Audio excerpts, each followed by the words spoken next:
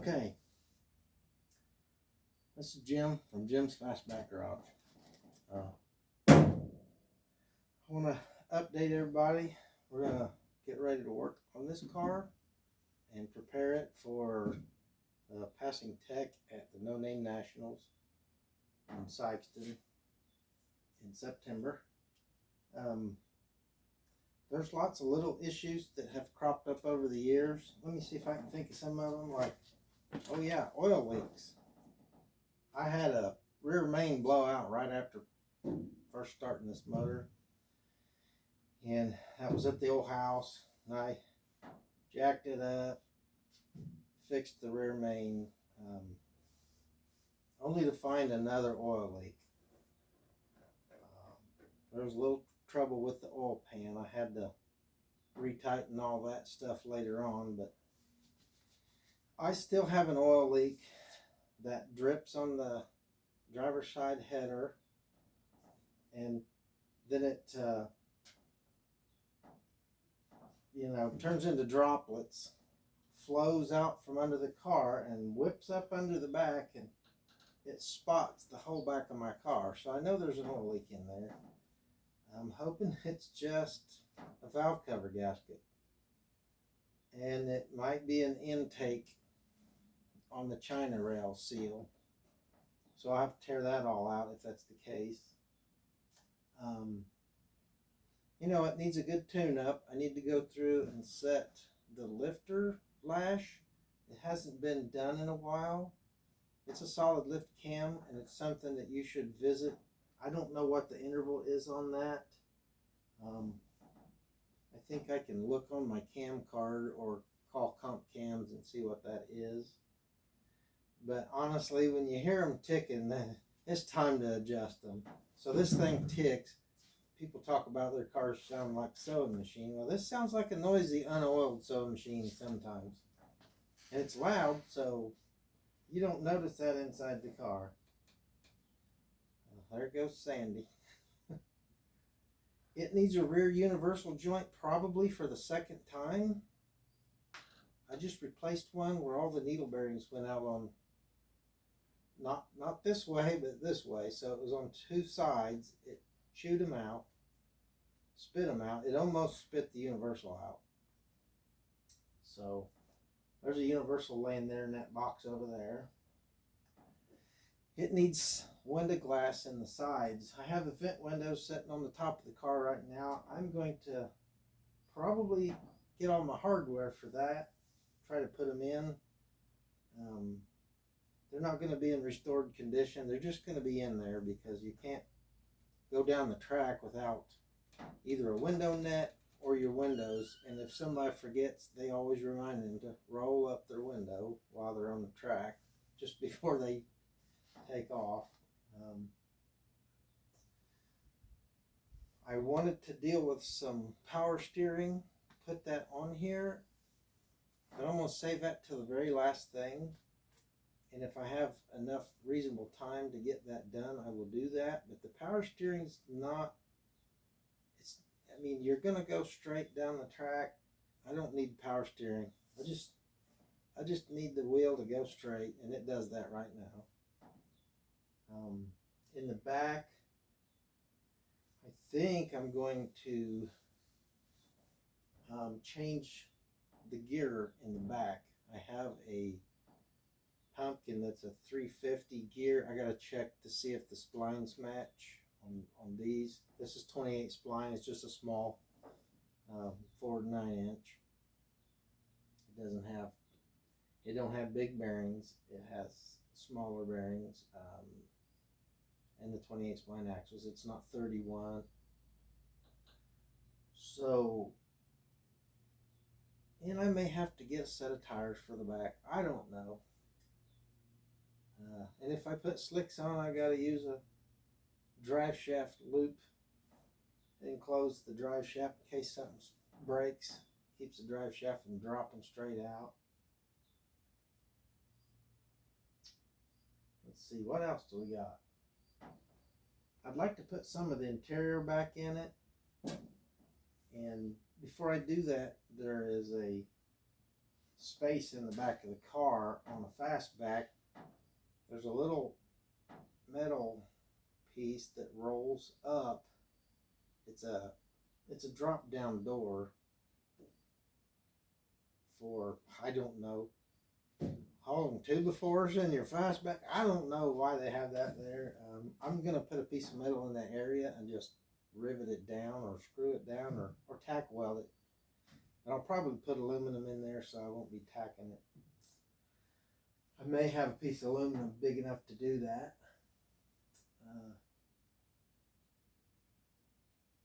I'll probably check the alignment.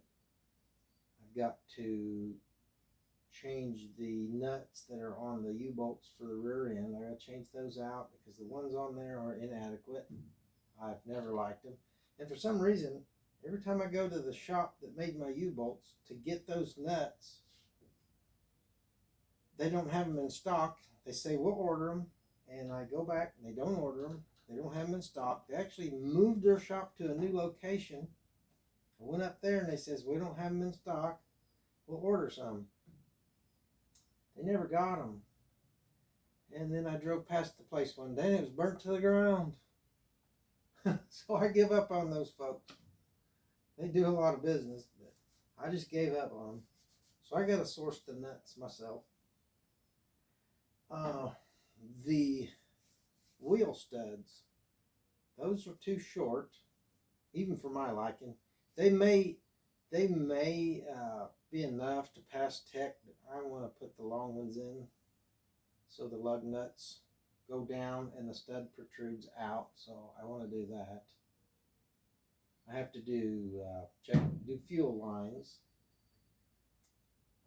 I might insert a little segment here to show you the fuel line. Fuel line. I have Earl's fuel line on here, but it has no metal on it, so I'm gonna have to redo that. What else do I want to do? I don't know. I can't remember. Windows, fuel line, U-bolts, wheel studs, plate to protect me, separate the fuel tank from the driver's compartment. Because in a Ford, the fuel tank, the top of the fuel tank is the floor of the trunk. And then there's this great big gaping hole. Matter of fact, I'll show it to you.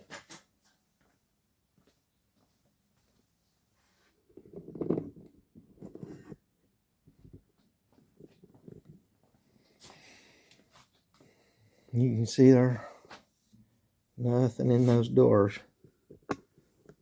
Right there's that big opening. That has to be covered to pass tech. And then I want to put all my interior panels in, which will finish covering everything. I may not have a back seat in there. This seat here is supposed to be from a 69 Fastback. And generally it's the same shape. It's obviously not the same interior. These seats are from a 66. These right here are. Yeah. We got a 3-pedal car here. I don't know if you can see that. Yep, there's all 3 pedals right in there. 3-pedal car. And I want to show you a cool. I remember Scott's Speed Shop. They got a bunch of these. They got a bunch of these steering wheels that are made by Superior. And there's a crazy little man sitting right there. He looks like he's flying with a steering wheel in his hand. He's got a scarf and a helmet. Let's see. Focus. Yeah. That's pretty neat. I might put that other mirror on the other door. It don't match this one, but it's round, and I kind of like the round ones with this top here. I do want to, I don't want to disturb kitty cat right there. Yeah. I think I'm going to change this trunk lid out because it's actually not fastened to the car. I think I might change it out and use some pins or some Zeus buttons or something on the piece of metal that I have for that. That's just a skin trunk lid. Give you an idea. See these lug nuts. Now these are real funny. What this is a two-sided. It's got a taper on this side. It's got a taper on that side. These are for racing. And when the guys are doing quick changes and they get a little snag on the face, they flip the lug nut over and they can use it twice. They weren't really any more expensive than the other ones. But I can't even... Okay, if I jam a pinky in there, I can barely feel that stud. And I've probably got enough thread, because this is all thread all the way to the end. I've probably got enough to pass tech. But the way this looks just makes it look questionable. Thrush rattlers on there. And they're noisy. But I love them. Gotta secure this fuel line right here. It needs to go back up there and get tied down. Most of the suspension on this car is new, or was put on new.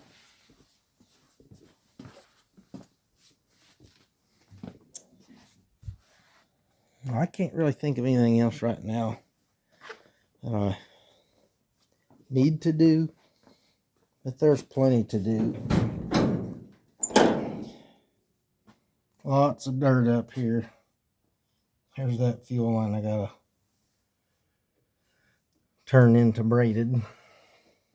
I gotta lock down my battery because it's just sitting there.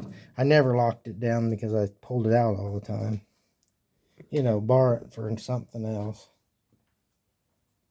But yeah, there's plenty of work to do. Oil leaks.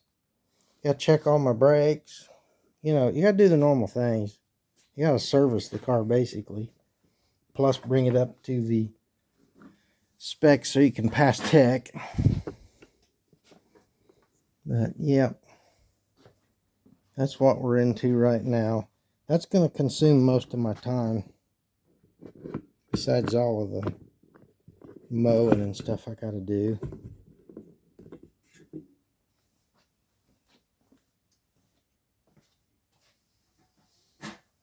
Well, if you guys have any suggestions, yeah, type them in the comments. Some of you might say, hey, I think there's something wrong with your car. It says Ford on it somewhere. And that's fine. I will say this. This is not a drag racing car. It is a fun driver. And if I get to finish it completely, it'll look more like one of the cars that they run in the historic Trans Am races. Except it'll have those black wheels on it. Like I said, it's not a drag racer. It's not the kind of car you go out and just run down the track. So I won't be launching this thing at 4,000 or 5,000 RPMs. I've built an engine that has a lot of low end torque. Right now I have a tall gear in it, and that's why I might change the gear. Also, changing the gear might help me put a better U-joint in the back, because I have a 2 different size joint in the back, and I don't know if that's just a junk joint, because that's the second one I've gone through. They were bought at the same time, and I'm pretty sure that one's bad now. If it ain't that one, it'll be the front one that's bad. So maybe this dummy didn't grease them when he put them in. You know, it was a long time ago. But anyhow, it's not a drag racer. It's just a street-driven car. I like to cruise down the road in it at a steady clip, and once in a while I like to make a little noise. So, drag racer, it is not. Quick, it's reasonably quick. How fast it is, I don't know. I've had some comment and tell me, oh, you'll probably be in the 8 seconds, easy. And I'm like, well, okay, that's something to dream for. But I don't know about that. I don't know if it's that. It's 357 cubic inches. It's got a mild cam with 270 duration. have a fairly small carburetor on it that it really likes. It really likes this carburetor. I've not tried anything larger. I don't have the cash on hand to just go out and buy a 750 double pumper, which is what I would put on it if I knew it would be better. Most of you probably would say, oh yeah, that would be better. But it's a 650. Double pumper, choke plate removed. I don't like those, even for the street. I hate chokes. If you've seen one of my shorts, I put a little screw down to hold the choke open on my 460 and my LTD. People probably think, okay, this is a total joke, but guess what? I drive it like that because it's summertime and I don't want to mess with that choke staying shut like it was doing. How you doing, buddy? Yeah. Aren't you glad your sister came home today? She's so wore out, she's sleeping on the back of the car. Yep, you want to get up there? Yep, that's my buddy right there. Yep. Sometimes he likes loving, and other times you try to touch him like that right there, he just moves away. He's funny. He's a good cat. But, yeah. Not a drag car. So, if anybody thinks that I'm puffed up on myself, I'm not. I don't expect to win. But I do know one thing. In bracket racing, you have to be consistent. If you got a car that's consistent and it's a one pedal operation where you drop the brake and hammer it and don't touch anything like a street car, if you can cut a good light and the car's consistent, you might win a few rounds. But that's the only thing I can say is that I honestly feel like the guy who wins a bracket race is the most consistent driver. And sometimes it's the fastest car out there. But once in a while, I think 318 Will Run proved that a steady, reliable daily driver van will give you quite a bit of success and a lot of fun. So, not a drag racer. I'm not a drag racer. I know about, you can't even see the gap between my fingers. I know that much about real true drag racing. And if you add about a thousandth of an inch gap, I know about that much about circle track racing. So, I expect somebody to call me out there. I don't know who's going to do that, and I would enjoy having fun with somebody. I assume if somebody's calling me out, they probably think they're faster than me, and that may be the case. They may be faster. So that means I'm going to have to be consistent, and I'm going to have to tree the guy. And that's another story. I guess all trees aren't the same. I have ran at Muncie Dragway during practice sessions with this car on a Wednesday night,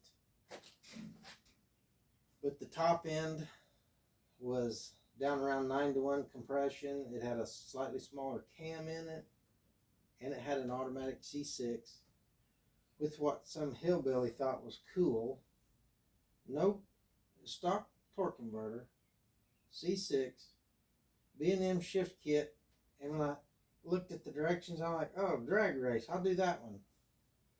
I should have had a torque converter in there, stock converter. It was stock. That whole transmission wasn't even rebuilt. It came out of a service van and worked like a charm. But when I'd shift gear, it'd break tires loose. And I was foot braking, no two-step, no nothing. I was running DuraSpark electronic ignition. And I'd come out of the hole spinning tires. Matter of fact, it's the tires that are on the car right now. No race tires, none of that stuff. Just street driven. That's all this car's ever been. And I spin all the way through first, second, and then right at the time I'm shifting into drive, which was right around 5,500, it would finally grab, and then I start making up time. And I barely got into the 13s with that combination. I probably would have been low 13s if I wasn't spinning all the way through first and second gear. But this configuration of the motor, 11-to-1 compression, bigger valves, quench chambers, of course the same flat top pistons that were in it. I run 93 octane fuel through it now. Everybody know that's debatable because it comes from a gas station. You could be 91 octane in a 93 pump. You just never know. But I don't know what it's going to run. It may run good. It may run bad. I may do something. It may fall on its face. I might blow something out the bottom end of this. Hopefully it's just a U-joint or something. I don't want the oil pan to erupt. But yeah, we're going to have fun there, hopefully. And hope you enjoyed my rambling here. But that's kind of what I got to do now. So I got to lift this thing up in the air and put it on jack stands and ramps. That way I can be above it and be below it and be comfortable enough to work in a garage with no electricity. So I guess that's it for now. The next video, we'll be working on this. So for now, you guys take care. Bye-bye.